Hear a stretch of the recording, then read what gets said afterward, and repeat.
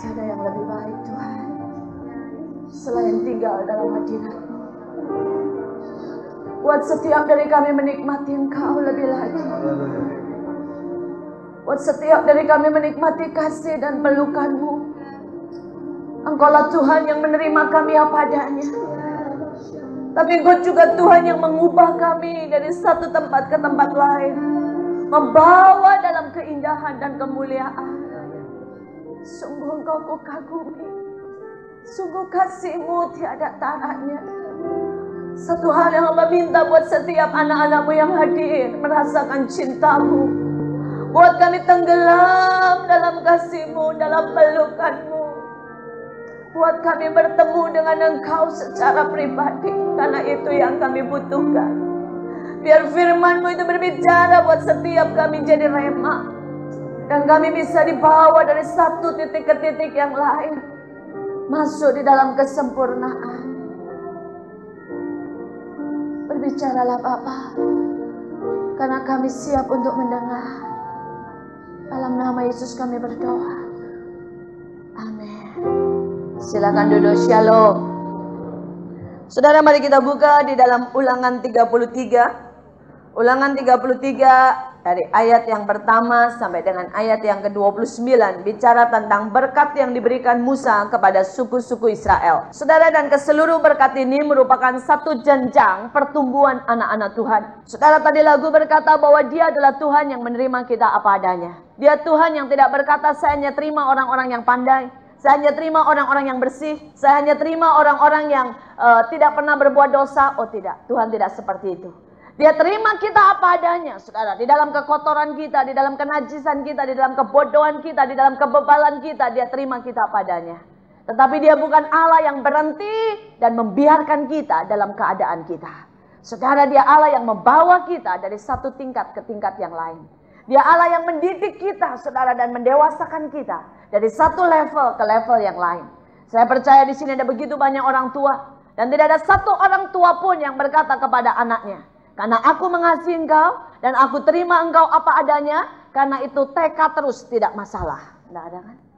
Kita semua berkata kepada anak kita, terus belajar, kejar yang terbaik, lakukan yang terbaik, sampai engkau menjadi yang terbaik. Bahkan kalau bisa lebih dari ayah ibumu, ya lebih dari apa yang kita punya, ya kita berusaha berikan yang terbaik buat anak kita, supaya mereka mencapai satu titik kemuliaan. Saudara, dan hal yang sama Tuhan buat. Tuhan berkata bagi orang-orang yang percaya, engkau bisa melakukan perkara-perkara yang lebih besar dari yang aku lakukan. Saudara tahu ayat itu? Saudara percaya saudara bisa melakukan perkara yang lebih besar dari yang Yesus lakukan? Seringkali kita berpikir, oh mana mungkin, mirip sama Yesus saja udah lumayan, apalagi bisa melakukan perkara yang lebih besar. Tapi saya mau berkata, mari terus berjuang, mari terus bertumbuh, mari terus bergerak. Sampai sekali waktu Yesus boleh bangga karena apa yang Dia buat dalam hidup kita. Tidak pernah kita sia-siakan, tapi kita berlari sedemikian rupa mencapai garis yang Dia tentukan. Amin. Saya percaya tidak ada seorang ayah dan ibu pun yang tidak bangga pada waktu anaknya beri rapot dan kita tahu dia berjuang, ya. Dia memberikan yang terbaik. Saudara, ayah saya seorang yang cuek. Tapi pada waktu saya mencapai gelar master saya, dan saya berikan kepada ayah saya. Saudara, ayah saya sempat berkata, saya tidak nyangka loh, kamu bisa mencapai gelar master. Saudara, dia berkata, saya tidak pernah terpikir. Dan dari sorot matanya, saudara, ayah saya bukan seorang ayah yang bisa berkata, wow luar biasa. Ya, dia tipe cool, saudara. Tapi saya lihat dari sorot matanya, ada satu kebanggaan yang tidak pernah bisa saya katakan, saudara. Dia bangga dengan apa yang saya selesaikan. Dan saya tahu Tuhan akan lebih bangga kalau setiap kita berlari sedemikian rupa mencapai satu titik yang Allah sediakan dalam hidup kita. Saudara, dan di dalam berkat-berkat ini ada 12 tingkat. Di mana anak Tuhan tidak boleh berhenti pada satu tingkat, saudara. Anak Tuhan tidak boleh stop dan berkata cukuplah sampai di sini. Tapi Allah mau bawa kita, dan mari kita pelajari satu persatu. Saudara, yang pertama adalah ayat yang ke-6. Ulangan 33 ayat yang ke-6 berbicara demikian. Biarlah Ruben hidup dan janganlah mati. Biarlah orang-orangnya sedikit jumlahnya. Saudara, ini bukan tujuan Tuhan dalam hidup kita. Tetapi rupanya Tuhan tahu begitu banyak anak Tuhan yang suam-suam kuku. Hidup tidak, mati juga tidak. Jumlahnya sedikit, saudara. Ya, imannya sedikit, keberaniannya sedikit, semangatnya sedikit, berkatnya sedikit, semuanya sedikit. Saudara, dan ini ingat, ini bukan tujuan Tuhan dalam hidup kita. Ini baru awal, saudara. Dan kenapa Ruben seperti itu? Kalau Alkitab mengatakan, karena Ruben ini, saudara, menyia-nyiakan kepercayaan ayahnya. Dia tidur dengan istri atau gundik ayahnya. Saudara, dia ada di dalam perzinahan. Dan banyak orang Kristen hidup di dalam perzinahan rohani. Saudara, dia kelihatannya kalau ke gereja manis semua seperti ini. Tapi pulang, saudara ya, ada yang ke karaoke, saudara. Ada yang punya istri simpanan, saudara. Ada yang mungkin, saudara, anak-anak muda ngerokok, narkoba jalan terus. Punya pacar yang bukan dari Tuhan, saudara. Hidupmu, saudara, sebenarnya tidak benar-benar hidup. Hidupmu hanya sekedar, saudara, kekristenan yang baru mula-mula. Saudara, dan hari ini saya mau berkata, ini baru level 1. Tapi sudah lumayan, walaupun masih korupsi ke gereja, lumayan lah. Walaupun masih saudara berzina ke gereja, lumayan. Daripada sudah tidak ke gereja, tidak bisa bertobat sama sekali. Ya mungkin ada yang masih saudara punya istri simpanan ke gereja. Jangan istri bilang, percuma lu mendingan gak usah ke gereja daripada lu gak bertobat. Lumayan saudara ke gereja. Karena siapa tahu dengar firman. Saudara, lama-lama dia bertumbuh ke level selanjutnya. Tapi saya tidak mau bahas banyak-banyak level ini. Saya percaya yang di sini tidak seperti itu. Kita mau bergerak ke level-level yang selanjutnya. Amin. Saudara, kita lihat level yang kedua. Ayat 7 berkata, dan inilah tentang Yehuda, katanya. Dengarlah ya Tuhan suara Yehuda, dan bawalah dia kepada bangsanya. Berjuanglah baginya dengan tanganmu, dan jadilah engkau penolong melawan musuh-musuhnya. Saudara, tingkat kedua adalah orang-orang Kristen yang akan dipepet dengan masalah. Dipepet dengan pergumulan. Dipepet dengan kebutuhan. Dipepet, saudara, dengan tantangan dalam hidup ini. Saudara, tetapi pada waktu kita mengalami tantangan, masalah, dan pergumulan, saudara, di situ engkau akan melihat kemuliaan Tuhan. Saudara, hidup ini bukan untuk lari dari masalah. Hidup ini, saudara, bukan berarti tidak ada masalah. Tetapi saya mau berkata, setiap masalah, setiap tantangan itu sedang membuat kita menjadi lebih kuat, lebih bijaksana, lebih dewasa di dalam Tuhan. Amin. Saudara, tidak ada. Kita berkata, Tuhan, saya tidak mau masalah. Ya, saya ingat anak saya pada waktu itu, waktu dia umur kelas 1, saudara, masih umur 6 tahun. Dia berkata, kenapa sih Ma perlu ulangan? Kenapa tidak sekolah aja, tidak usah ada ulangan? Itu kan lebih enak. Saya berkata, tidak bisa. Hidup ini perlu ulangan, ya, perlu tantangan, perlu tes, saudara. Supaya kita menjadi lebih kuat. Supaya kita tahu siapa kita. Saudara, dan saya bersyukur saya memiliki begitu banyak tantangan. Saya memiliki begitu banyak tes-tes dalam hidup saya. Saya mengalami begitu banyak hal sampai saya bisa berkata, benar, dialah Allah yang berjuang buat hidup saya.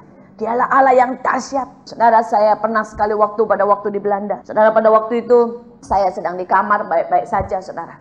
Siang, jam 3 siang. Dan tiba-tiba pintu diketuk. Pada waktu pintu diketuk, tanpa saya pikir, saya buka. Dan begitu saya buka, saudara, itu didorong begitu rupa, kemudian ditutup, dia bersandar di pintu, saudara. Dan yang masuk itu seorang yang orang Belanda, saudara, tinggi besar, saudara. Dan dia berbau alkohol, mulutnya itu bau alkohol, matanya merah. Saya tahu dia mabuk berat. Saya tidak tahulah apa yang ada di pikirannya. Cuma dia tertawa, saudara, dan dia halangi pintu. Dan itu kamar, tidak ada jalan keluar lain selain pintu itu, satu-satunya. Jendela pun tidak bisa, saudara. Itu satu-satunya, saudara. Dan kamar itu juga cuma satu kamar kecil 3x4, saudara, dan tidak ada orang lain. Dan itu kedap suara, saudara, tidak menjerit pun tidak akan ada orang yang mendengar, saudara. Dan saya ada di situ. Saudara, seringkali saya melihat tantangan itu bisa datang kapan saja, saudara, siap atau tidak siap. Tapi saat itu saya bersyukur, saya berbahasa roh dalam hati. Dan kemudian entah bagaimana ketenangan yang daripada Tuhan itu menguasai. Saya dengan senyum berkata, ayo mari kita minum. Dan dia berkata, kamu mau minum? Saya bilang mau. Dia bilang. Tapi saya berkata, tidak ada di rumah. Kita pergi keluar minum. Saudara, dia tertawa, terbabak, dan dia bilang, oke, kita minum dulu, katanya. Saudara, dia bukakan pintu buat saya. Saya bilang, silahkan. Dia keluar, pintu saya tutup. Selesai sudah. Ya. Saudara, tapi itu hanya beberapa menit. Dan kalau saya menghadapi dengan kepanikan, saya menghadapi tanpa damai sejahtera dari Allah, saudara, saya tidak tahu apa yang terjadi. Tetapi saya mau berkata dalam hidup ini, berapa kali pun tantangan, hadapi bersama Tuhan. Karena Dia Allah yang luar biasa. Saudara, kami baru menghadapi tantangan besar soal keuangan. Saudara, kami harus membangun sebuah sekolah. Ya, itu beban, itu hati Tuhan yang Tuhan taruh dalam hati saya. Untuk membuat sekolah-sekolah untuk anak-anak jalanan, untuk anak-anak yang kurang mampu, buruh cuci dan sebagainya. Saudara, mungkin banyak dari saudara, kan sekolah gratis kata pemerintah. Kalau saudara tahu, walaupun dikatakan SD, SMP gratis, tapi ada uang buku, uang bangku, uang tes, uang komputer, uang seragam, uang kursi pun ada, saudara ya. Jadi akibatnya tidak gratis, saudara. Saudara, karena itu puluhan orang tidak bisa sekolah. Dan mereka tidak pernah sekolah dengan kualitas yang baik. Dan Tuhan taruh di hati saya untuk membangun sekolah. Sekolah itu sudah ada, saudara, dari SD sampai kelas 1 sampai kelas 5. Saudara, dan tanpa bangunan, tanpa saudara sekolah itu punya gedung, kami tidak boleh mengeluarkan ijazah. Saudara, dan sekarang sudah kelas 5. Berarti 1 tahun lagi, mau tidak mau, kami harus punya gedung. Ya, kami harus punya, saudara, yang namanya tanah milik gedung. Karena tanpa itu kami tidak bisa mengeluarkan ijazah. Saya berdoa, saya berkata, Tuhan, Engkau yang suruh bangun sekolah, sekarang sudah kelas 5, mepet. Ya, saya harus bangun. Kalau enggak mereka lulus tanpa ijazah. Saudara, dan kami mesti beli tanah. Dan saudara tahu ada peraturan pemerintah begitu banyak. Ya, buat TK harus 1000 meter, buat SD harus sekian, buat SMP harus 3000 meter persegi, buat SMA harus 5000 meter persegi. Sekian banyak peraturan, saudara. Karena itu kami harus beli tanah sebesar 10.000 meter persegi. Saudara, itu harganya 1,7 M. Saudara, dan saya punya jemaat 5.000. Tapi tidak ada yang pernah kasih kolektor. Saudara, karena mereka tidak mampu sama sekali. Saudara, kami memberi mereka beasiswa buat makan. Kasih bantuan sembako, saudara. Saudara, dan 1,7 itu bukan hal yang kecil. Saudara, saya sampai satu titik saya tidak tahu bagaimana harus menyediakan uangnya. Tapi saya bersaksi, itu uang datang dari segala macam sudut. Dan uang itu sudah lunas. Sudah lunas, 1,7. Selesai 1,7, saudara. Kami harus uruk tanah itu 700 juta lagi, saudara. Untuk uruk dan untuk memadatkan tanah. Saudara, pada waktu arsiteknya, saya berkata pada kontraktor dan arsiteknya, mulai saja. Dia tanya sama saya, Bu, ibu punya uang berapa? Saya berkata, saya punya uang 40 juta. Dia bilang, aduh Bu, 40 juta sama 700 itu jauh banget. Bagaimana nanti kalau saya pesan tanah tidak bisa bayar? Saya berkata, jalan saja. Karena kalau Tuhan yang menyuruh, Tuhan yang mengatur. Saudara, dia tanya 5 kali saking deg-degan. Nanti pesan tanah, taunya saya tidak bisa bayar. Saudara, tapi saya belajar bahwa Allah itu sanggup. Allah itu sanggup, Allah itu sanggup. Cuma itu yang saya katakan. Dan saudara, persis pada waktu kami pesan tanah. Allah mulai menyediakan keuangannya. Saudara, 700 juta selesai. Dan kemarin kontraktor saya berkata lagi, Bu, sekarang kita mau mulai fondasi. Kalau fondasi semua ditancap, itu butuh 1 miliar. Dia tanya, berapa uang yang ibu punya? 50 juta. Dia berkata, apa kita mau mulai? Kali ini saya berkata, tunggu dulu. Ya, tunggu dulu. Kenapa, saudara? Karena saya belum dengar suara dari Tuhan berkata, mulai. Nanti kita pesan tiang-tiang, kita datangkan alat berat. Dan Tuhan berkata, belum mulai. Tidak bisa. Saya berkata, tunggu sampai saya dengar bahwa panglima perang itu berkata, mulai. Dan kalau dia berkata, dia yang membela kita, dia menyelesaikan lagi kita. Amin. Saudara, hidup ini penuh perjuangan. Saya tidak tahu masalah saudara. Di sini ada begitu banyak anak muda. Kalau saudara berpikir Tuhan cuma bisa tolong soal keuangan, soal hidup, tapi saudara, Tuhan tidak bisa tolong soal pelajaran, saudara salah besar. Saya sekolah karena mujizat Allah. Dan saya lihat dia bisa tolong. Dia bisa tolong. Salah satu cerita yang saya sudah berkali-kali ceritakan. Tapi ini membuat saya selalu berkata, dia Allah yang dahsyat. Saudara, saya mau cerita buat anak-anak muda. Satu saja, saudara. Dia sanggup tolong, saudara. Saudara, pada waktu itu saya harus ujian sejarah. Dan itu ujian terakhir. Sebelum saya, saudara, harus menyerahkan semua nilai saya.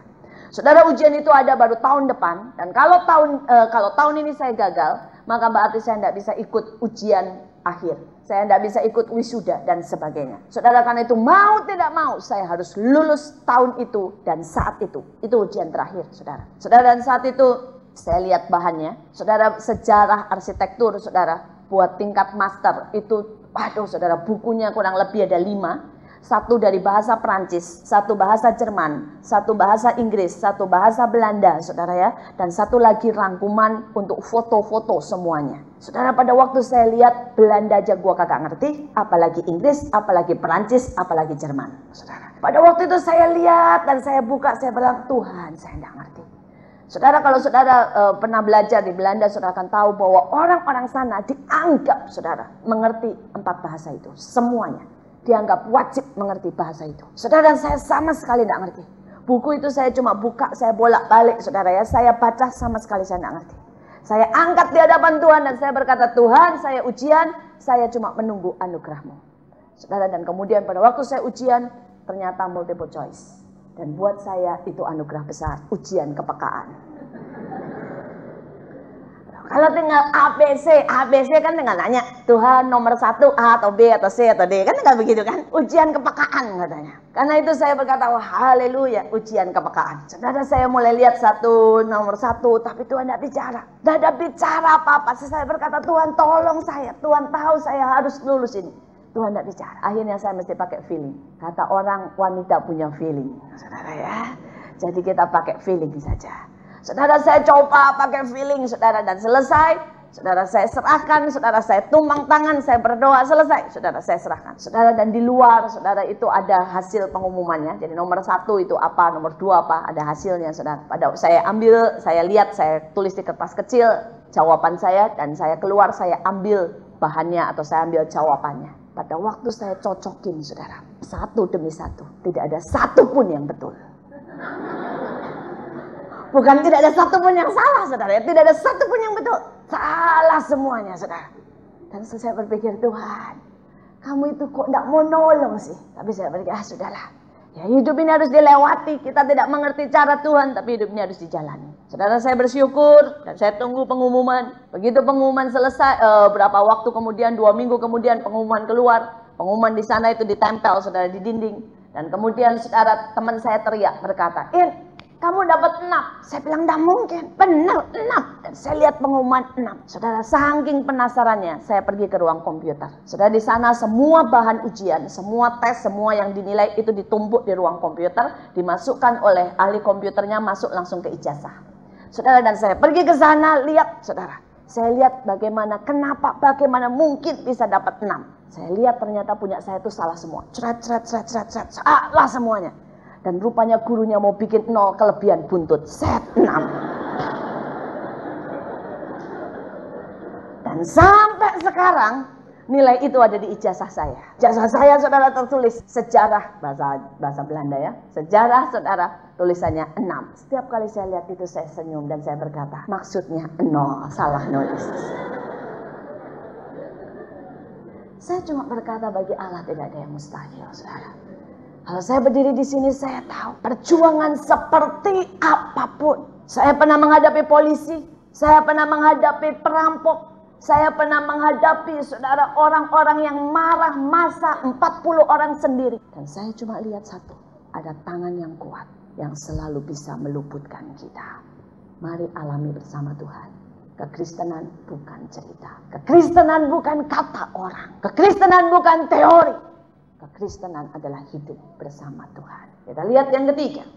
Saudara, tidak bisa berhenti sampai di situ. Kita akan masuk dalam yang ketiga, ayat 8. Biarlah Tumim dan Urimmu selalu menjadi kepunyaan orang yang kau kasihi, yang telah kau coba di masa dengan siapa engkau berbantah dekat mata air Meriba, yang berkata tentang ayahnya dan tentang ibunya, aku tidak mengindahkan mereka. Ia yang tidak mau mengenal saudara-saudaranya dan acuh tak acuh terhadap anak-anaknya. Sebab orang-orang Lewi itu berpegang pada firman-Mu dan menjaga perjanjian-Mu. Mereka mengajarkan peraturan-peraturan-Mu kepada Yakub, hukum-hukum-Mu kepada Israel.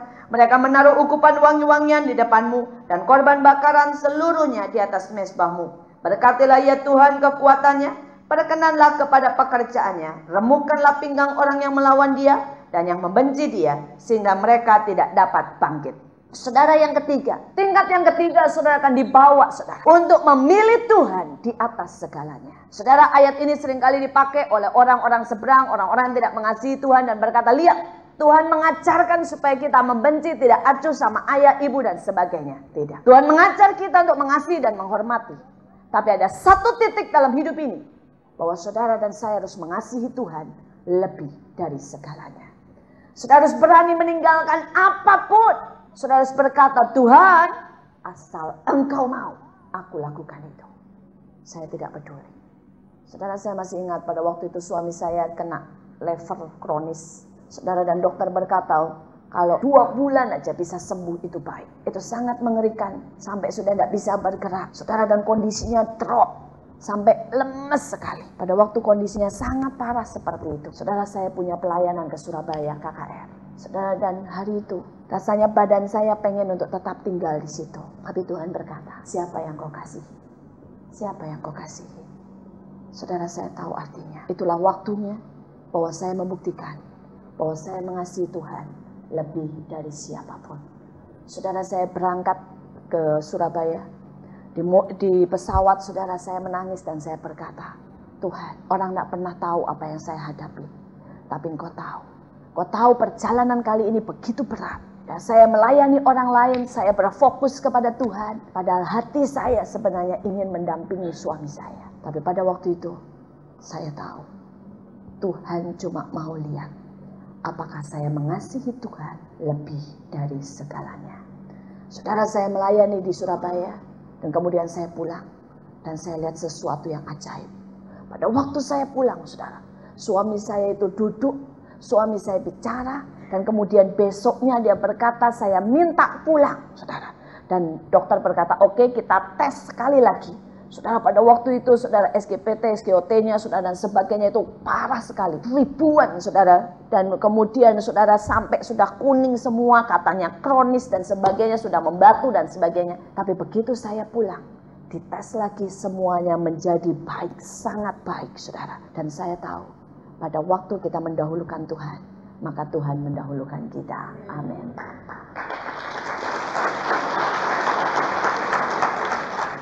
Ada banyak anak muda. Sekali waktu Tuhan akan taruh engkau pada satu pilihan. Apakah engkau menyintai kekasih atau engkau menyintai Tuhan di atas segalanya? Bapak-bapak, sekali waktu engkau akan sampai satu titik di mana Tuhan akan meminta sesuatu. Mungkin itu kariermu, mungkin itu uang simpananmu, mungkin itu impianmu, mungkin itu hobimu. Ibu-ibu, engkau akan sampai satu titik di mana kau harus meletakkan anak, suami, apapun yang kau kasihi. Saudara, tanpa engkau melewati titik ini, engkau tidak bisa mencapai perkenanan Tuhan. Engkau tidak bisa mencapai. Saudara, dan untuk engkau bisa di sana, ayatnya sudah sangat jelas dikatakan. Karena orang Lewi itu berpegang pada firman-Mu dan menjaga perjanjian-Mu. Saudara, kita tidak bisa untuk mencapai ke sana tanpa kita berpegang pada firman. Kita harus merenungkan firman Tuhan ini siang, pagi, dan malam. Kita harus menyintai. Ada banyak orang berkata, Bu, saya baca Alkitab tapi saya tidak ngerti. Saya bilang, baca terus. Sampai sekali waktu Allah membukakan bagimu. Saya membaca Alkitab ini bolak-balik 4 kali, saudara. Ya, pada waktu itu ayah saya berkata, baca Alkitab kalau engkau mau kenal Tuhan. Baca Alkitab kalau engkau mau berakar di dalam Tuhan. Saudara, saya baca Alkitab dan saya berkata, jujur ini Alkitab tidak menarik. Ya, lebih bagusan film, lebih bagusan novel, lebih bagusan yang lain. Wayang pun lebih menarik daripada Alkitab. Saudara, tapi pada waktu itu saya baca 1 kali sampai habis. Saya bilang, tidak ngerti. Ayah saya bilang, baca lagi. Dari depan sampai habis lagi, saudara. Dalam waktu setahun. Ya, saya bilang, tidak ngerti. Ayah saya bilang, baca lagi. Dari depan sampai akhir. Saudara, yang keempat. Pada waktu itu tiba-tiba Tuhan berkata, mulai hari ini engkau akan mengerti dan menikmati firman-Ku. Saudara, dan sejak itu, sejak saya membaca yang keempat, setiap ayat itu seperti berbicara. Allah mulai menerangkan, saya mulai mengerti, saya rasanya ada yang bicara sama saya. Saudara, karena itu saya berkata, cintai Alkitab, berpegang pada firman, maka engkau akan semakin dalam dan semakin dalam. Saudara, ada banyak orang berkata, ya Bu, tapi saya kecewa dengan gereja. Saya kecewa dengan hamba Tuhan. Saya kecewa dengan orang-orang Kristen. Itu loh yang katanya Kristen. Ya, tetapi sudah Kristen bohong lagi. Sudah Kristen ngutang lagi. Ya, atau nipu lagi. Apalah saudara alasannya? Saya mau berkata, ikut Tuhan tidak tergantung dari orang lain. Ikut Tuhan adalah pilihanmu. Ada banyak anak muda yang berkata, ayah saya sudah dari dulu Kristen, ibu saya. Tapi tidak pernah jadi teladan. Saudara, sekali lagi, jangan pernah itu semua jadi alasan untuk kita tidak mendapat yang terbaik. Saudara, saya mengikut Tuhan sejak saya muda. Dan saya bersaksi sama saudara, saya mendapat yang terbaik dan saya tidak pernah menyesal. Saya tidak pernah menyesal. Ada banyak anak muda pada waktu itu teman-teman saya berkatain, kalau lu ikut Tuhan dari masa muda, engkau akan kehilangan banyak kesenangan. Dan saya mau bersaksi sama saudara, saya mengikut Tuhan dari sejak muda dan saya tidak pernah kehilangan kesenangan. Apa artinya? Saya mendapat kesenangan yang sesungguhnya. Saya punya seorang teman yang ganti-ganti pacar dan sekarang kena satu penyakit yang mengerikan. Saya kenal seorang teman yang free sex dan dia tidak bisa hamil lagi karena sesuatu menyerang kandungannya. Saudara, dan saya menikmati begitu banyak teman, begitu banyak kesejatian di dalam pergaulan, begitu banyak saudara yang namanya kehidupan yang sesungguhnya. Saya punya suami, punya anak-anak yang luar biasa, punya ribuan teman, punya begitu banyak kemanisan. Dan saya lakukan seturut dengan firman Tuhan. Saudara, karena itu bohong besar yang dikatakan iblis. Bahwa kalau engkau ikut Tuhan pada waktu engkau muda, kalau engkau mengenal firman dan berpegang pada firman pada waktu engkau muda, maka engkau kehilangan banyak hal. Salah. Kalau engkau tidak mengenal firman dan tidak berpegang pada firman dari sejak engkau muda, maka engkau kehilangan banyak hal, bahkan bisa kehilangan seluruh hidupmu. Saya bersyukur, saya memegang firman dari sejak saya masa muda, dan saya tidak kehilangan apa-apa. Saya mendapat sangat banyak, saya mendapat sangat banyak. Pada waktu saudara, orang-orang muda masih sibuk saudara, hanya dengan urusan cinta, gonta-ganti pacar saudara, hanya dengan urusan ke diskotik. Saya mulai Tuhan bawa untuk melayani. Tuhan bawa saudara untuk kerja. Tuhan bawa saya untuk membangun sesuatu yang stabil. Dan pada waktu teman-teman saya baru memulai kehidupan, saya sudah menikmati kehidupan. Saudara, hari-hari ini banyak anak muda ditipu sama iblis. Mereka berpikir bahwa pada waktu mereka berpegang firman, mereka kehilangan sesuatu. Pada waktu mereka tidak berpegang firman, mereka menghancurkan hidup mereka sendiri. Pilihan di tangan saudara. Bangun hidupmu mulai masa mudamu. Berpegang pada firman. Engkau akan lihat Allah bangun sesuatu yang dahsyat dalam hidup ini. Kita lihat level yang keempat. Saudara, kita lihat tingkat yang keempat adalah ayat yang ke-12. Kekasih Tuhan yang diam padanya dengan tentram. Tuhan melindungi dia setiap waktu dan diam di antara lereng-lereng gunungnya. Saudara, yang keempat adalah keintiman dengan Tuhan. Saudara, keintiman dengan Tuhan ini ditawarkan kepada siapa saja yang sudah lompat dari level yang ketiga. Saudara, dia itu Allah yang sangat luar biasa. Kalau saudara berpikir bahwa dia itu Allah yang jauh, Allah yang tidak perhatian, Allah yang tidak mengenal hati kita, kerinduan kita, saudara, salah besar. Saudara, kalau saya mau ceritakan bagaimana Tuhan itu berjalan sangat intim dengan saya. Mulai dari sampai hal yang paling kecil sampai hal yang paling besar. Saya masih ingat pada waktu saya di Belanda, di tengah keletihan saya sekolah, di tengah tugas akhir saya, pada waktu itu saya tidak sempat masak. Saya pulang jam 9 malam jalan kaki. Pada waktu saya pulang 9 malam jalan kaki karena bus sudah tidak ada, saya mulai menyanyi menyembah Tuhan. Dan kemudian saat itu saya berkata, tiba-tiba saya berkata, Tuhan, di rumah itu tidak ada makanan apa-apa. Seandainya ya, saya ada bakso tahu. Saudara, saya ini dari Bandung. Saudara yang dari Bandung, saudara tahu yang namanya siomay, bakso tahu, saudara ya. Dan itu saya sangat suka. Dan pada waktu itu saya sudah di Belanda, sudah 2 tahun saya tidak makan itu. Dan entah bagaimana jam 9 malam, tiba-tiba saya berkata, seandainya ya ada bakso tahu. Saya tersenyum dan saya berkata, saya tahu di Belanda tidak ada bakso tahu, saudara ya. Dan saya mulai menyembah Tuhan. Saya bersyukur, saya berkata, tapi aku bersyukur karena Engkau baik. Saya mulai jalan mendekati rumah. Dan pada waktu itu saya lihat kamar apartemen saya terbuka. Tapi saya mencium satu bau yang rasanya mustahil. Yaitu bau bakso tahu, saudara.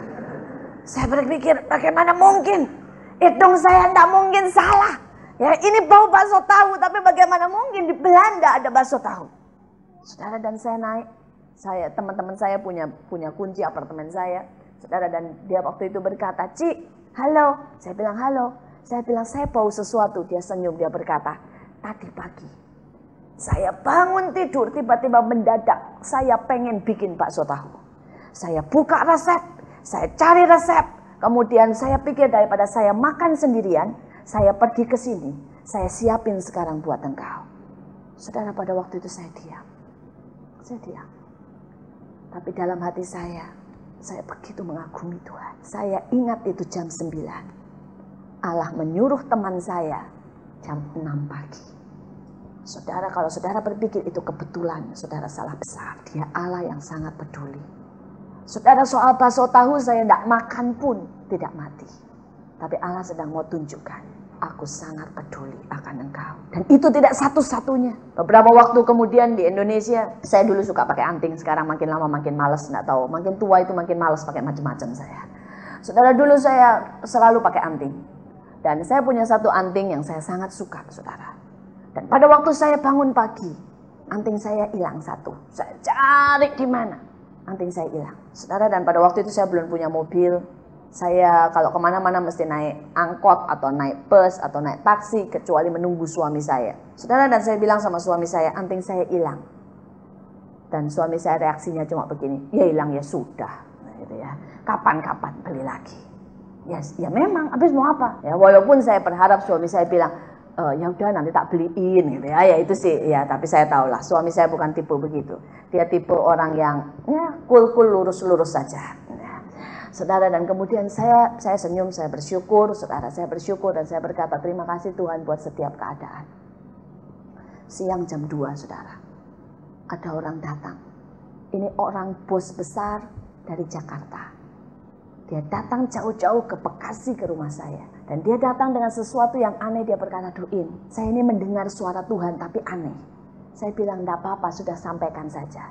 Tadi waktu saya pergi ke mall untuk makan siang lunch sama teman-teman. Tiba-tiba saya lewat toko emas. Tuhan itu bicara di telinga saya. Belikan anting untuk hambaku Iin, kirim sekarang juga." Tapi saya pikir enggak mungkin kan, katanya. Enggak mungkin. Saudara, tetapi karena dia bilang, "Tapi saya mau taat." Saya pikir ini Tuhan atau bukan, saya mau taat lah. Saya masuk, saya beli anting dan dia bawa ke saya dan dia berkata, "Saya tidak tahu, kalau bukan dari Tuhan tegur saya. Tapi saya mau belajar taat." Saudara, bukan antingnya. Saat itu saya menangis. Bukan antingnya.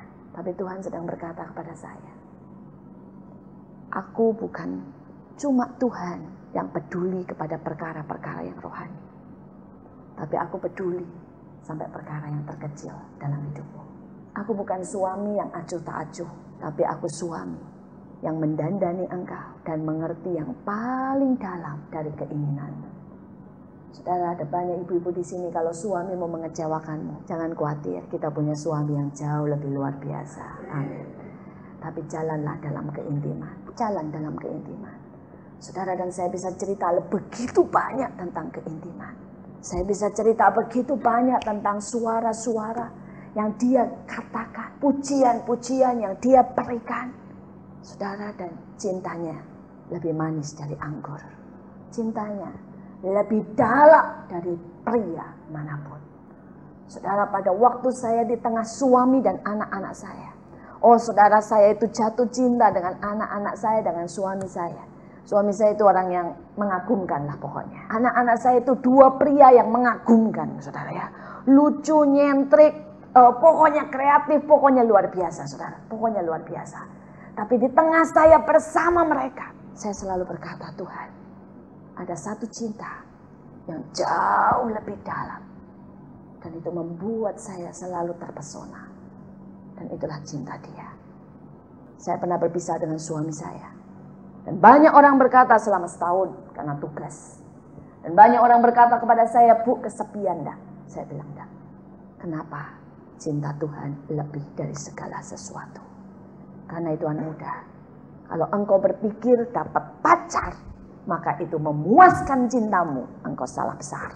Banyak orang berkata, saudara, ya saya mau cari jodoh bu, karena kesepian. Saudara, salah besar. Karena saya tahu ada banyak istri-istri yang kesepian. Ada banyak suami-suami yang kesepian. Saudara, dan kalau engkau berkata, saya pengen dapat jodoh supaya hidup ini lebih ringan. Saudara, salah besar. Karena pernikahan selalu membuat hidup lebih rumit dan lebih berat. Saudara, ya. Salah besar, saudara. Tapi kalau saudara punya keintiman dengan Tuhan, maka pernikahanmu akan berbeda. Kenapa? Karena tidak ada dua orang yang sedang meminta kasih, tapi ada dua orang yang sedang menabur kasih. Itu membuat hidupmu penuh dengan kasih. Saudara mengerti maksud saya? Kalau ada orang yang menikah karena kesepian, ada orang yang menikah ya, karena hatinya kosong, meminta cinta, maka dua orang ini akan berebut, bahkan berkelahi, pukul-pukulan mencari cinta. Mereka akan sibuk menuntut dan tidak ada yang indah di dalamnya. Tapi kalau ada dua orang yang jatuh cinta dan penuh dengan cinta Tuhan, menikah, maka hidup mereka memberi cinta, menabur kasih. Maka hidup rumah tangga akan dipenuhi dengan cinta. Amin. Saya melihat itu dalam hidup kami. Bahkan anak-anak kami berebut memberi cinta, bukan berebut menuntut cinta. Saudara, kemarin saya pulang ke rumah dan kemudian saya dari kamar mandi saya teriak begini. Saya lagi mandi nih saudara, saya teriak, anak saya nungguin saya di depan kamar mandi. Itu hobi dia, ya dia selalu tungguin saya di depan kamar mandi dengan senyum-senyum cintanya, saudara ya. Kemudian saya bilang begini, kok anak saya yang paling besar umur 10 tahun, saya bilang, kok sediain mama makan dong. Ya, saya bilang, mama pengen makan telur sama keju. Ya, terus kemudian dia bilang, oke ma, dia langsung lari. Saudara, sampai di sana dia balik lagi. Dia bilang, mah, ya kejunya ndak ada, ternyata habis di lemari es. Terus saya bilang, ya sudahlah, terserah kamu lakukan apa. Dia bongkar lemari es itu dan dia temukan keju cair, saudara. Dia paksa pembantu saya untuk membuat telur pakai keju cair, saudara ya. Dia buat dengan segala macam dan dia bawa ke kamar saya dengan senyum besar dan dia berkata kepada saya, "Ma, akhirnya aku bisa memberi apa yang mama suka." Saudara, itu soal kecil, tapi itu keluarga saya. Mereka berebut melayani, berebut memberikan cinta. Saudara, bahkan anak-anak saya berkali-kali ngomong begini, saya pengen cepet Natal. Saya tanya, kenapa sih kau pengen cepet Natal? Dia berkata, karena saya pengen ambil uang tabungan saya pengen beli banyak hadiah, dan saya pengen bagi-bagi. Saudara, kalau saudara, itu pernyataan keluar dari mulut mereka. Mereka tidak bilang, saya pengen ambil tabungan saya, dan kemudian saya pengen dapat hadiah. Tidak. Dia tahu, dia cuma dapat izin mengambil uang dari tabungannya, itu cuma kalau Natal. Dan dia tahu, itu dia ambil untuk bagi-bagi hadiah buat banyak orang. Saudara, kenapa? Karena keluarga kami belajar untuk mendapat cinta dari Tuhan. Pada waktu dua orang penuh dengan cinta Tuhan, keluargamu akan berbeda, hidupmu akan berbeda. Saya berharap ada banyak anak muda yang mengerti hal ini. Kalau engkau mengerti ini, engkau tidak akan membangun keluargamu di atas landasan yang salah. Karena saya melihat jutaan orang membangun keluarga di atas landasan yang salah. Dan mereka sedang memperbanyak masalah dalam hidup mereka. Mari kita teruskan. Kita lihat yang ke berapa ini. Saudara, ayat 13. Kita lihat ayat 13. Kiranya negerinya diberkati Tuhan dengan yang terbaik dari langit, dengan air embun, dengan air samudra raya yang ada di bawah, dengan yang terbaik dari yang dihasilkan matahari, dan dengan yang terbaik dari yang ditumbuhkan bulan, dengan yang terutama dari gunung-gunung dari sejak dahulu, dan dengan yang terbaik dari bukit-bukit yang berabad-abad, dan dengan yang terbaik dari bumi serta segala isinya, dengan perkenanan Dia yang diam dalam semak duri. Biarlah itu semuanya turun ke atas kepala Yusuf, ke atas batu kepala orang yang teristimewa di antara saudara-saudaranya. Anak sulung lembu sapinya adalah kegemilangan, dan tanduk-tanduknya adalah seperti tanduk-tanduk lembu hutan. Dengan itu ia akan menanduk bangsa-bangsa seluruh bumi dari ujung ke ujung. Itulah orang Efraim yang puluhan ribu, dan itulah orang Manasye yang ribuan. Saudara, ini bicara tentang orang yang mau, saudara, hidupnya berkorban. Ini bicara tentang orang yang tidak memikirkan tentang masalahnya, tetapi keselamatan sebuah bangsa. Saudara, Yusuf adalah seorang yang hidupnya diberikan untuk membawa saudara keselamatan atas sebuah bangsa. Kalau saudara berkata dan saudara membaca Alkitab, saudara akan lihat. Yusuf berkata, aku dibawa oleh Tuhan, menyediakan jalan bagimu untuk memelihara kehidupan sebuah bangsa. Saudara, karena itu dikatakan dia akan punya tanduk. Dan tanduknya menanduk bangsa-bangsa. Dalam arti saudara, dia membuka jalan buat keselamatan bangsa-bangsa. Saudara, saya berdoa supaya ada orang-orang Kristen yang mulai punya beban buat bangsa ini. Ada banyak orang yang berkata, saya cinta Indonesia, tapi berdoa tidak pernah. Ya. Kemudian tidak pernah peduli, bahkan isinya cuma memaki pemerintah. Lihat Megawati itu begini, pemerintah Indonesia begini. Saudara, sekali waktu Suset duduk. Suset, saudara tahu ya, seorang hamba Tuhan besar. Dia duduk di pesawat, dan yang duduk di sebelah dia ini orang Indonesia. Dan kemudian dia tanya, saudara ya, orang Kristen, dia tanya, ceritakan tentang Indonesia sekarang. Saudara, kemudian orang ini mulai cerita dari A sampai Z, semua kejelekan Indonesia. Ya, dia bilang, wah tambah korupsi, tambah begini, orangnya begini, tidak bisa dipercaya, semua kejelekan. Saudara, waktu setengah jam dengar itu Suset tidak kuat, dia teriak, dia berkata, shut up. Dia berkata, diam. Dia bilang, kamu itu tidak pernah menyintai negaramu, kamu tidak pernah memberkati negaramu, kamu tidak pernah bangga dengan negaramu, kamu cuma bisa memaki, ngomongin yang jelek, kamu cuma bisa mengutuki negaramu. Mau apa kamu hidup di Indonesia kalau kamu tidak bisa jadi berkat buat Indonesia? Dan itu sebuah kebenaran. Berapa banyak kita orang Indonesia katanya Kristen. Buat apa kita ada di negeri ini kalau kita tidak bisa menjadi berkat buat Indonesia? Kalau kita tidak bisa memberkati bangsa kita, kalau kita tidak bisa mendoakan bangsa kita. Saudara, kalau saudara tanya, kenapa saya mengurusi pemulung? Kenapa saya mengurusi anak-anak tukang sampah, anak-anak jalanan? Cuma satu, karena saya tahu, saya hidup di Indonesia tidak pernah kebetulan kita dilahirkan di satu negeri. Saudara, kalau kita dilahirkan di satu negeri, kita punya tanggung jawab untuk menyelamatkan negeri ini. Dan saudara berkata, mana mungkin? Mungkin. Hanya satu Robert Evan yang berdoa. Seluruh Inggris, seluruh Wales bisa mengalami pertobatan. Dia membuang waktunya masa remajanya. Dia berdoa dari umur 13 tahun sampai umur 22 tahun. Berdoa menangisi kotanya. Dia tidak pernah bermain. Pulang kerja duduk lagi berdoa berjam-jam. Dan Allah melawat kotanya. Saudara, kalau ada Kardin Kulman yang pernah membawa sampai seluruh daerah mengenal Tuhan, sampai dia berkunjung ke Las Vegas, semua rumah perjudian ditutup dan mereka mengakui ada Tuhan. Karena pada waktu mereka bertemu dengan dia, hadirat Allah turun.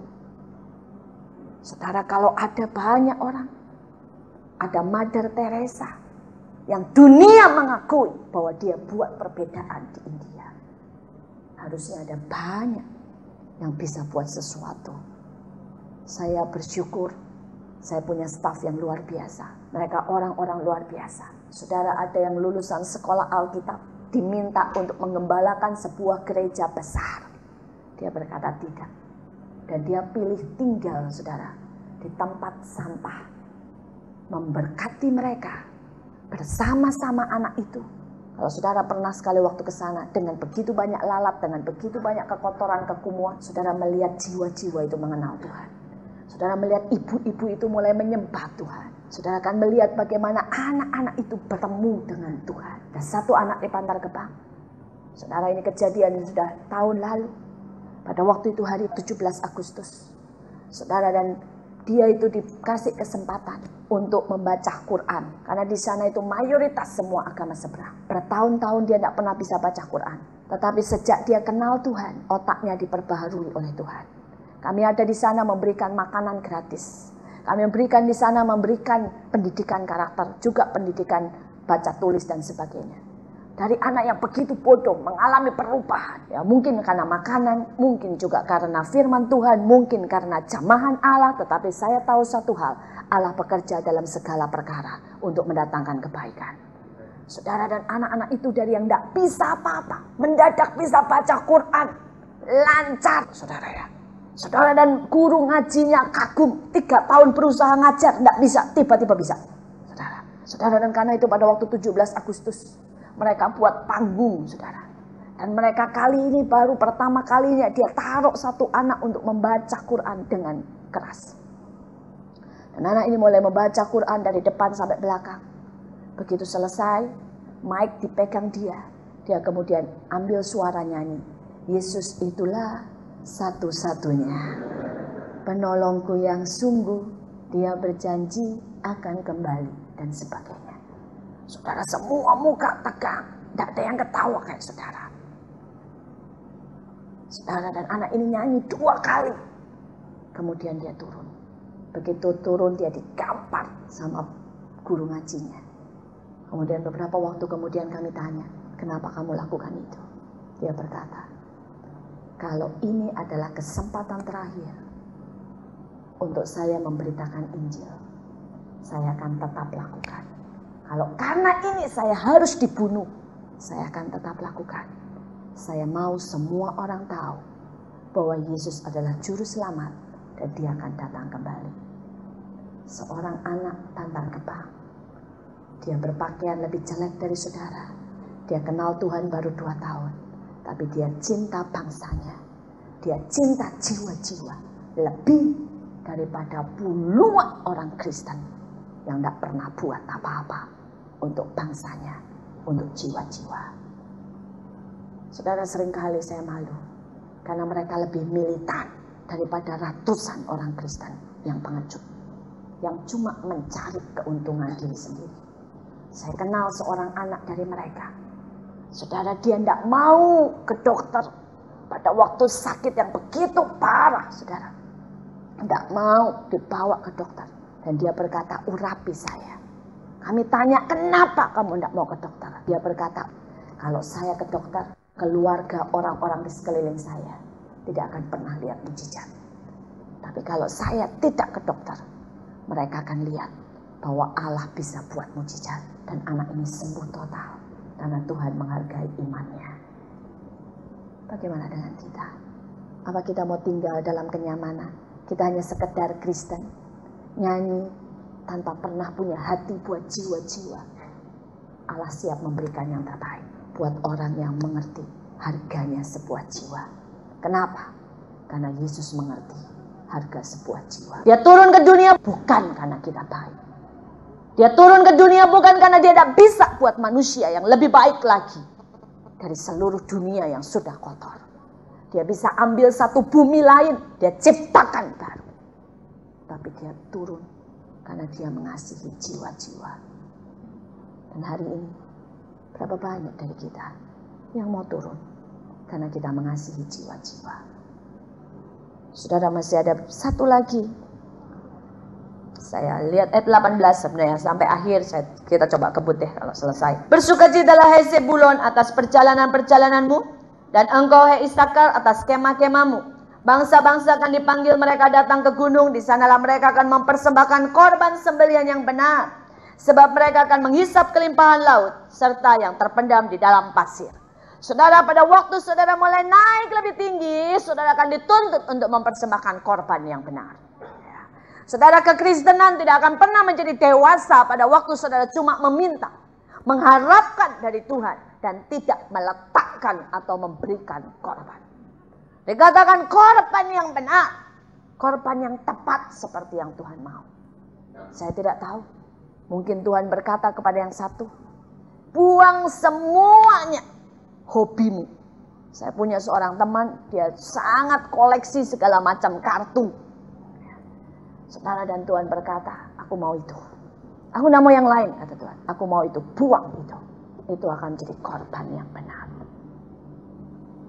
Ada, saya punya seorang teman. Dia punya kalung yang begitu dia cinta. Dan Tuhan berkata, ambil kalung itu, kasih kepada musuhmu, orang yang paling engkau tidak suka. Itu korban yang benar. Saudara, ada satu titik di mana saudara dan saya akan belajar untuk memberikan korban yang benar. Amin. Kita lanjutkan ayat ke-20. Terpujilah dia yang memberi kelapangan kepada Gad. Seperti singa betina ia diam, menerkam lengan bahkan batu kepala. Saudara, tingkat yang selanjutnya adalah peperangan rohani. Orang-orang Kristen tidak bisa tinggal diam dan saudara tidak pernah melakukan peperangan rohani. Saudara, kita akan dibawa masuk di dalam peperangan rohani memakai otoritas Allah untuk mengalahkan 3 musuh dalam hidup kita. Musuh yang pertama adalah iblis. Musuh yang kedua adalah kedagingan kita sendiri dengan ketakutan, keegoisan dan sebagainya. Dan musuh yang ketiga adalah dunia dengan segala sistemnya yang menggoda dan kotor. Saudara, bukan dunia ini harus dikalahkan saudara dengan kita membencinya, tapi kalahkan dengan kasih.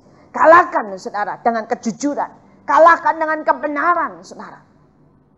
Dan setiap dari kita harus mengalahkan 3 hal ini. Dan kita akan benar-benar menjadi singa Yehuda yang lebih dari seorang pemenang. Tapi tidak cukup untuk mengalahkan saudara. Dikatakan saudara ayat yang ke-22. Adapun Dan ialah singa yang melompat keluar dari Basan. Saudara, kalau saudara tahu ini daerah yang sangat dilalui dengan bukit-bukit dan gunung-gunung saudara. Ya, ini singa melompat naik dan naik dan naik saudara.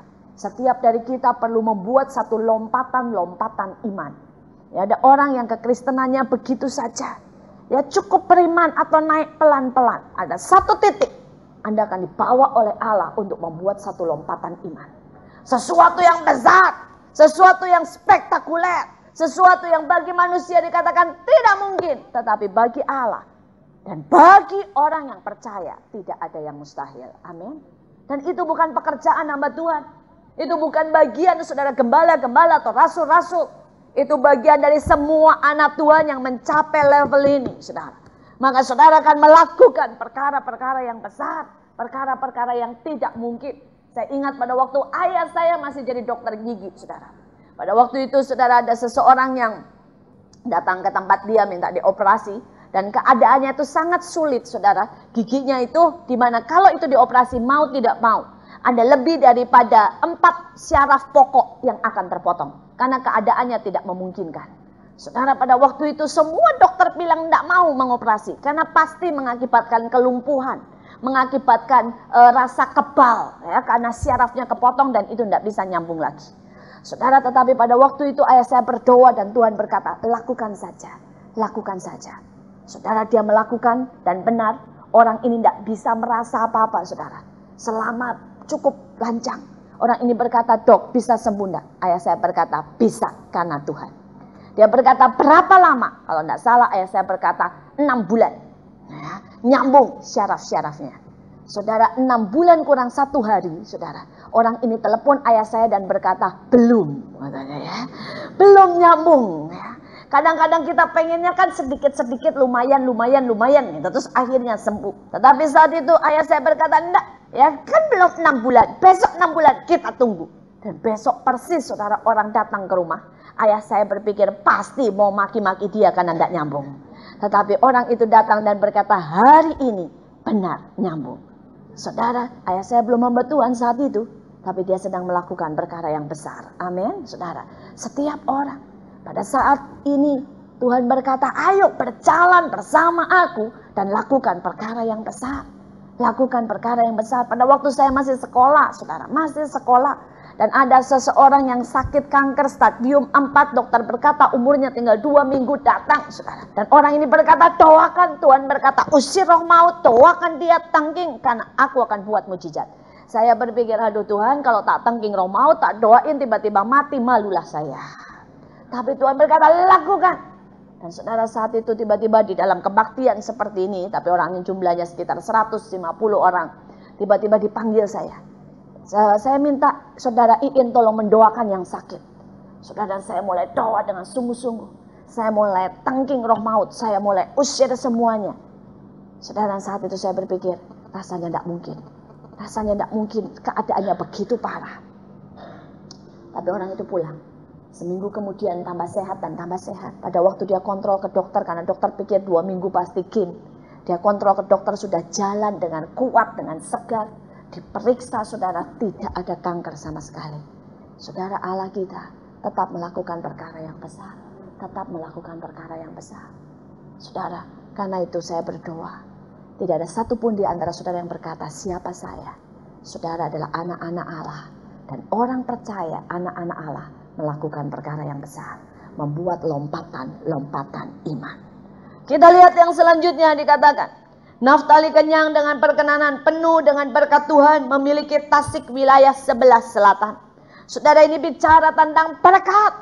Ya, ini adalah jatah, ini adalah kehendak Tuhan bahwa setiap kita diberkati soal jasmani dan rohani. Amin. Tidak ada seorang pun yang ditakdirkan miskin. Saya bahkan berteriak-teriak berkata kepada banyak anak-anak miskin di tempat kami, dikatakan, jangan berpikir karena orang tuamu miskin, kakekmu miskin, semua miskin, maka kamu tetap miskin. Saya berharap sekali waktu kamu menjadi orang kaya di Bekasi. Saya berkata pada staf saya, ya jangan berpikir karena kamu pelayanan di tengah-tengah pemulung orang-orang miskin, maka kamu ditakdirkan miskin. Saya berkata tidak. Kalau engkau hidup dalam perkenanan Tuhan, Allah sanggup memberkati kita. Saudara, dan saya mau berkata, anak-anak ini melihat bagaimana Tuhan itu luar biasa. Saudara, setiap naikkan kelas kami membutuhkan buku-buku. Dan saya berkata sama mereka, berdoa minta buku. Ya, pertama kali dulu saudara, 5 tahun yang lalu pada waktu mulai start saudara. Saudara, kami cuma bisa memberikan kepada setiap anak itu kurang lebih 4 buku. Jadi 4 buku itu buat semuanya, buat semua pelajaran, matematika, fisika, semuanya. Jadi caranya begini, di depan matematika, di belakang fisika, di tengah bahasa Indonesia, saudara ya. Karena 4 buku harus buat segala macam, saudara. Kemudian kalau sudah habis, kurang, masih tambahan ada catatan, mereka tempel dengan kertas-kertas yang dipotong-potong, diceklek-ceklek atau dijahit, saudara. Itu cara mereka dulu. Saudara, tahun kedua saya berkata berdoa, jumlahnya makin banyak. Tahun kedua itu sudah mencapai 1000. Saya berkata berdoa, minta buku. Tuhan kasih saudara 1 anak 10 buku, saudara. Ya, saudara bayangin aja 1000, 10 jadi 10.000 buku yang saya butuhkan. Saudara, tahun sekarang yang lalu saudara, anak kami sudah mencapai 4.000 dan 1 anak bisa dapat 20 buku. Saudara, karena Allah itu Allah yang kaya. Amin. Saudara, mereka dulu pertama kali saudara, mereka makan itu cuma sayur dipotong-potong. Ya, pokoknya sayur yang encer, yang apa adanya lah, ala kadarnya. Sekarang jumlah dengan 4.000 anak, saudara.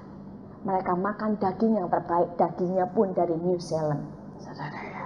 Sampai kadang-kadang kalau saya lihat daging mereka, kok lebih enak daging mereka rasanya dari punya saya. Ya, orang itu memberi, saudara. Daging dari mana-mana, ada ikan file, ada telur, karton-kartonan, baju-baju mereka, boneka mereka datang dari Singapura, dari Jepang, saudara. Saudara, saya berkata, Allah itu Allah yang memberkati setiap kita. Saudara, anak-anak itu dulu ya, lihat yang namanya donat itu sampai begini. Ini apa gitu. Sekarang saudara tanya mau dari risoles, coklat, donat, tahu semuanya. Hoka-hoka bento aja sering. Saudara ya, saudara kok bisa Allah memberkati mereka dengan luar biasa. Ada begitu banyak berkat datang saudara. Sampai saya berkata, Tuhan, saya tidak lihat. Saya rasa tidak mungkin kalau saya tidak lihat sendiri, saya tidak percaya. Tapi Allah berkata, aku Allah sumber berkat dan tidak akan pernah habis. Saya percaya tahun depan kami akan menjadi 10.000. Dan kalau banyak orang berkata 10.000, mau berapa duit yang kau butuhkan, saya tidak peduli. Sekarang kami butuh setiap bulan buat operasional 150 juta. Tapi Allah sediakan.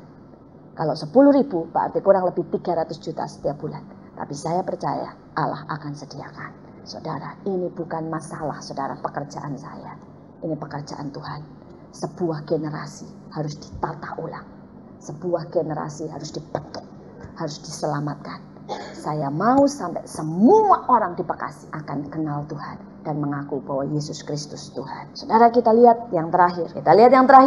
Diberkatilah Asyir di antara anak-anak lelaki. Biarlah ia disukai oleh saudara-saudaranya. Dan biarlah ia mencelupkan kakinya ke dalam minyak. Biarlah dari besi dan dari tembaga palang pintunya selama umurnya kiranya kekuatanmu. Saudara, ini bicara pengurapan yang luar biasa. Akan Allah mulai turunkan pada setiap anak-anaknya. Pengurapan untuk melayani, pengurapan untuk bekerja, pengurapan untuk menginjil, pengurapan untuk besuk, pengurapan untuk memimpin pujian, pengurapan untuk menyelamatkan bangsa, pengurapan untuk menjadi saksi akan menjadi bagian setiap dari kita. Amin. Saudara, dikatakan dia akan menyelupkan, saudara, perjalanan hidupnya disertai dengan urapan Allah. Minyak, saudara, itu akan menjadi tanda. Ada kuasa Allah, tangan Allah yang besar, kekuatan Allah menyertai setiap kita, perlindungan Allah menyertai kita. Amin. Dan dikatakan kekuatannya adalah seumur hidupnya. Artinya tidak ada seorang pun dari antara kita yang lemah. Kita tidak ditakdirkan untuk hari ini kuat, besok lemah. Hari ini berkata aku percaya, besok bilang masa Tuhan tolong saya. Kita ditakdirkan untuk menjadi pemenang hari lepas hari, sampai kita bertemu dengan Tuhan muka dengan muka. Amin. Saya berharap setiap dari kita mau lari ke sana. Kita berkata, Tuhan bawa aku ke sana, bawa aku ke sana. Ya, jangan menyerah di tengah jalan, jangan berhenti dengan kekristenan, karena masih banyak hal yang Allah sedang sediakan buat setiap kita. Mari kita berdoa. Kami bersyukur buat siang hari ini, Tuhan. Engkau Allah yang tidak berubah, Engkau dahsyat dan perkasa. Engkau luar biasa dalam perbuatanmu. Sungguh Kau Allah yang besar. Engkau Allah yang mempesona. Engkau Allah dan tetap Allah buat selama-lamanya. Sekalipun dunia bergoncang, kami tahu bahwa Engkau tetap Allah untuk selama-lamanya. Hamba berdoa buat setiap anak-anak-Mu. Mereka pulang disegarkan dengan kekuatan yang utuh. Hamba berdoa tidak ada satu anak pun yang berhenti pada satu level, tapi terus berlari-lari mencapai tujuan, menikmati semua yang baik daripada Tuhan. Hari-hari ini kalau kami menghadapi tantangan, masalah dan pergumulan, mata kami tidak akan tertuju pada masalah dan pergumulan itu, tapi mata kami akan tertuju pada tangan-Mu yang besar yang tidak pernah berubah. Tangan-Mu yang akan berbuat keajaiban. Tangan-Mu yang akan membuat kami berkelimpahan dalam segala yang baik. Tangan-Mu yang menyembuhkan kami. Tangan-Mu Tuhan yang membuka jalan di mana tidak ada jalan. Terima kasih karena Kau baik. Terima kasih karena Kau baik. Bahwa setiap dari kami mengenal Engkau dalam keintiman. Dalam keintiman. Supaya di tengah dunia yang mulai mengering, kekejaman, kekerasan, kami menjadi sumber kasih, sumber keselamatan, dan mengalirkan kehidupan buat banyak orang. Karena Engkau sumber segala-galanya dalam hidup kami. Terima kasih buat siang ini Tuhan. Kami serahkan segala hormat kemuliaan